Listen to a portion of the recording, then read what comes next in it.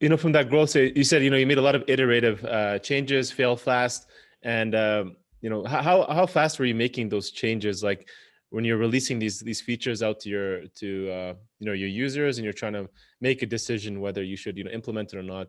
Like, is this like a weekly thing? Are you doing this monthly? Like how are you making these decisions here? Yes, that's certainly going to change as the business itself changes. And Mhm.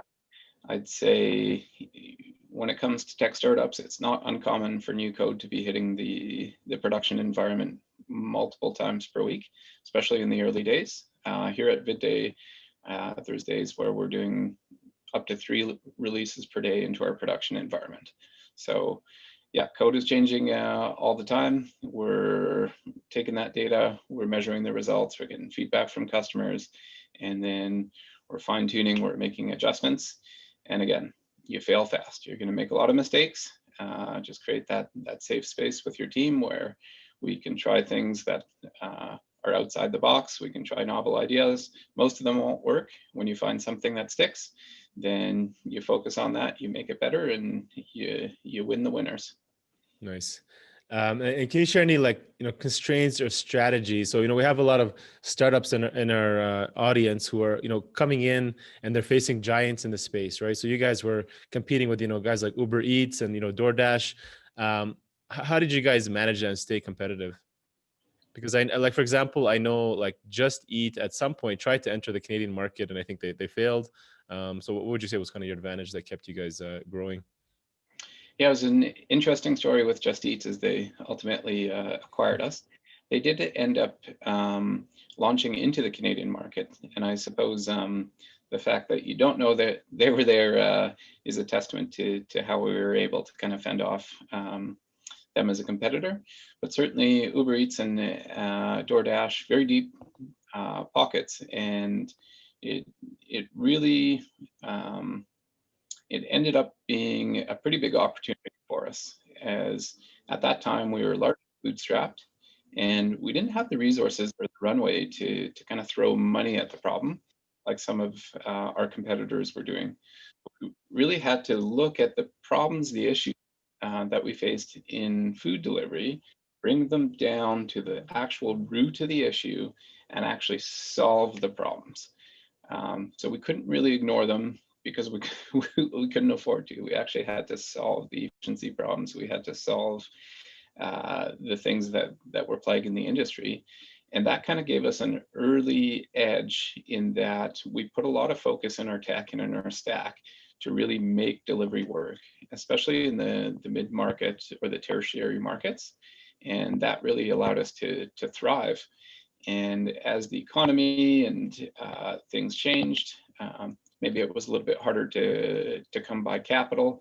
We saw a lot of other competitors that just simply couldn't make a go of it because the underlying business model just relied on solving those problems with money. So I'd say, yeah, as with anything else, whenever you're faced with a challenge, you look at how it can be an opportunity and how you can use it to your advantage. Would you say like timing was a major factor? Like at the time when you guys came in and launched in Canada, or if you came in a little later, where Uber Eats had more market share, would have been a different story. Yeah, first mover advantage always gives you an edge. It'll be easier to make the land grabs to be the first service that restaurants partner with, get more loyalty from. We had a three-sided marketplace. That's our couriers, restaurants, and customers. So certainly it was an instrumental part of our success. Mm, nice, nice. So 2016, they were acquired by Just Eat, and then what was your reason for stepping away? While you were around through that entire exit process, and then launching, I think, VidDay in 2019. So three years after the exit, which is your new Yeah. startup now. So SkipTheDishes, it was an amazing part of my life. I learned so much, made a lot of great friendships, professional relationships. But personally, I thrive in chaotic environments. I like things to change frequently. I like to get involved, get my hands dirty, and it was just time for me to pass on the torch. We had a really great team, and they were better suited kind of take Skip the Dishes to the next level. Mm. So after I exited in 2019, I actually bought a truck and a camper, and my family and I took a road trip for a few months. So we traveled across Canada. We stayed in national parks. We hiked. We biked. We had a great adventure. When we returned home, we had covered, I think, 15,000 kilometers. And that was just a really great experience, kind of a way to unplug, recharge the batteries a little bit. But once I got back, I quickly realized I like challenges. I like to stay busy, and wanted to jump into something else. And so when I joined VidDay, it was already launched. The timing ended up working really great, as it was just kind of blossoming from a passion project into a fully fledged business. Mm-hmm. And so during my first 3 months at VidDay, we actually grew 100x in volume. So it was a fun ride to jump into, and another rocket ship. Cool, cool. So you guys are growing pretty quickly now. So for those, I mean, VidDay, can you explain a little bit what do you guys do, and what is the solution you're bringing to the market here? Sure. So the vision was pioneered by Denis Deving. That was the original founder. His goal was to make people smile, and he's all about the human connection. So the platform, it's at vidday.com. You go onto our website, whether you have a retirement party, a birthday, an anniversary, or at this time of the year, want to make a holiday greeting. You create an event, and it's basically crowdsourced contributions that you can make a video montage for somebody. So I actually just made one for my wife for her birthday. I sent out the link to our friends and family, and we got submissions from all around the world, people that we had traveled with, family, some coworkers. They all made nice videos saying what they loved about Shannon, that's my wife, and all the great things she's done. We basically take all those contributions, make it into one video montage, and then give that as a gift to the recipient. Nice. Yeah. I mean, I think I've recently created a video, so specifically like that, where it was compiled by there's usually one main organizer for a mutual friend, and then they reach out to everybody, and everybody has to record it. They compile it, and then I assume they use some kind of like video editing tool to put it all together.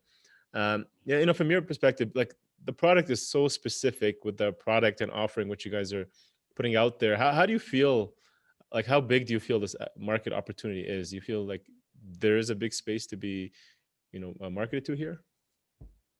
Yeah, that's a great question. And again, with a startup, and when you're trying to solve an issue, you really have to identify what your core competency is, and you've got to do it better than anyone else. So part of the beauty about VidDay is how easy it is for the creator. So it's a website, not an app, nothing that needs to be downloaded onto your phone. You simply create the event, you get that link that you can share to friends and family. Again, the contributors, they visit the website, they can upload video from their telephone, from their computer. There's nothing that needs to be downloaded. And then for the creator, we've got all the editing tools built into the website. It's easy to use. The options are tailored and custom built for our specific themes and videos. And so that's really why we chose that niche, and we want to be the best platform for it. But one of the great things about tech is that it's geographically agnostic. So that means we can do videos from anywhere in the world. So already we've sold videos to over 150 countries around the globe. We are best known for birthdays, but certainly, as I mentioned before, with retirements, anniversaries, baby showers, graduations, Mother's Day, there's all sorts of opportunities to use VidDay, and we're really only limited to an internet connection and some discretionary income. So it's a pretty large market. Currently, we only offer our service in English, but in the future, we do hope to expand that as well. Cool. So can you talk a little bit, you mentioned when you joined, there's a lot of growth. So it seems like you're starting to hit product market fit.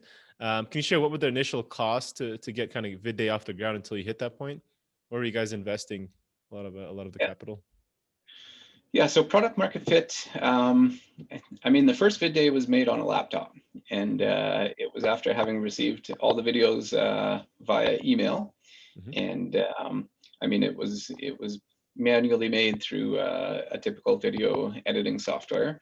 And I think the results of that first video is what really inspired the project. The recipient cried tears of joy. They said it's the best present I've ever received in my life. There was just so much great feedback from the contributors who had submitted videos to the event. And that's really what kickstarted the project. So it was a really iterative approach. As multiple events started being created at the same time, the concept of having one general inbox and receiving videos from multiple contributors, that obviously wasn't working very well. So, okay, let's spin up a website where we can start to have individual events for the different VidDays. And then, of course, with HD video, the amount of infrastructure that's needed for transcoding, encoding, rendering, et cetera, required a lot more investment. And so bringing in the other co-founders, Jeff Laxon and Denis DeBing, and then growing the engineering team, so Greg and Will, to help set up some of the infrastructure to actually make it happen. All that to say, a lot of it was blood, sweat, blood, tears, and sweat equity. Some of the original founders put in some money. We've had some great partners as well. So for example, we're a part of the AWS Activate program. They've given us access to engineering time, help with prototyping, well-architected reviews, a large amount of credits to help us with that prototyping and developing of new tech. And then we've had some great help from some provincial and federal programs as well in the form of grants and subsidies.